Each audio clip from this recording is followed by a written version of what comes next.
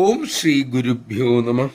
ജപധ്യാനാദികൾ നിരന്തരം നടത്തിയിട്ടും ശാന്തി കിട്ടാത്ത ആധ്യാത്മിക പുരോഗതിയില്ലെന്ന് ദുഃഖിക്കുന്ന മക്കളോടായി അമ്മ ഒരിക്കലരുളി. മക്കളുടെ മനസ്സ് പല വിഷയങ്ങളിൽ ബന്ധിച്ചിരിക്കുകയാണ്.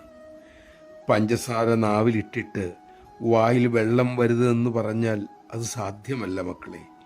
വിഷയങ്ങളുടെ നടുവിൽ കിടന്നുകൊണ്ട് ഒന്നും ആഗ്രഹിക്കരുത് എന്ന് പറഞ്ഞാൽ അത് വിഷമം തന്നെയാണ്. മക്കൾക്ക് ആഗ്രഹിക്കാം, പക്ഷേ ധർമ്മത്തിനെതിരാകരുത്. ആഗ്രഹങ്ങളെ പരിമിതിപ്പെടുത്താൻ ശീലിക്കണം. ഈശ്വരിൽ നിന്നും അകറ്റുന്ന ആഗ്രഹങ്ങളെ അകറ്റുക തന്നെ വേണം. കാരണം ഈശ്വരനെ നശിക്കാത്ത ശാന്തിയും സമാധാനവും നൽകാൻ സാധിക്കൂ. വിതയ്ക്കുന്ന വിത്തെല്ലാം മുളയ്ക്കാറില്ല മക്കളെ. ആഗ്രഹിക്കുന്നവയെല്ലാം സാധിക്കാറുമില്ല. കാലവും പ്രയത്നവും മാത്രം പോരാ, ഈശ്വരകൃപ കൂടി വേണം എന്നല്ലേ അതിൻ്റെ അർത്ഥം. ആഗ്രഹം സഫലമായാൽ ഈശ്വരൻ അതിഷ്ടമായിരുന്നു എന്ന് കരുതുക. സഫലമായില്ലെങ്കിൽ അതാണ് അവിടുത്തെ ഇച്ഛ എന്ന് സന്തോഷത്തോടെ സ്വീകരിക്കണം.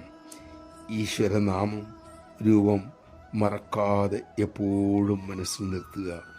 ജീവിതം ശാന്തി നിറഞ്ഞതാകും മക്കളെ. മറ്റുള്ളവർക്ക് കൂടി നന്മ കിട്ടാൻ ഭഗവാനോട് പ്രാർത്ഥിക്കുക.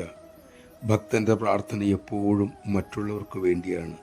കാരണം തൻ്റെ ജീവിതം ഭഗവാന്റെ തൃക്കരങ്ങളിൽ ഭദ്രമാണെന്ന് ഭക്തനറിയാം. നമഃശിവായ.